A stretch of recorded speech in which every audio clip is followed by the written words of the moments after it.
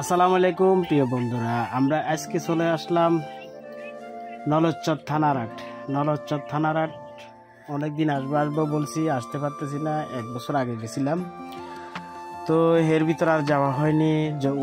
1 বছর আগে যখন আসছি তখন দেখতেছি অনেক প্রচুর ভাঙতেছে জায়গাটা। মানুষ ভাঙতে ভাঙতে মানুষ একবারে, এই এলাকার মানুষগুলা একবারে ক্লান্ত হয়ে গেছে। ভিটামাটি হারিয়ে মানুষ হাহাকার হয়ে গেছে। পেচিস সরকার থাকতে এখানে অনেক বরাদ্দ হয়েছিল, বাট কিন্তু কোনো কাজ হয়নি।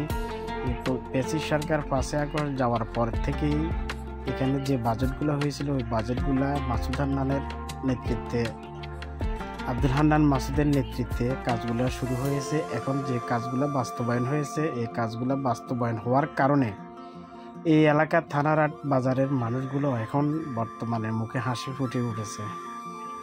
কি জন্য হাসি ফুটছে? হাসিটা ফুটছে একটাই কারণ, যে বস্তা ফালাইছে, বস্তাগুলা ফালানোর কারণে, চতুর্পাশে দেখেন বস্তাগুলা ফালানোর কারণে আজকে নদী ভাঙ্গা বন্ধ হয়ে গেছে।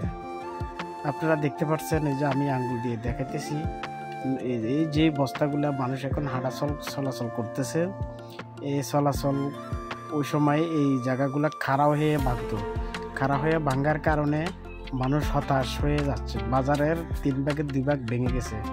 যদি সাবেক সরকার যদি এই কাজগুলো যদি করতো, তাহলে এই এলাকার মানুষগুলো এত ক্ষতিগ্রস্ত হতো না, মানুষ সিঁড়ি যাইতো না।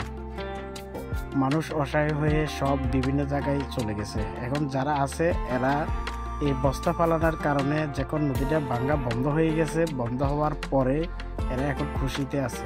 দেখেন, মানুষ বিভিন্ন জায়গা থেকে মানুষগুলা দেখতে আসছে শুধু এই বস্তাগুলা দেখার জন্য। ভাঙ্গা বন্ধ হয়ে গেছে, ওই দেখেন কত দূরে ওখানে যেভাবে বস্তাগুলা ফালাইছে এইভাবে ভাঙ্গা বন্ধ হয়ে গেছে। তো প্রিয় বন্ধুরা, আপনারা কমেন্ট করে জানাবেন ভিডিওটা কেমন লাগছে, আর আপনাদের মতামত জানাবেন।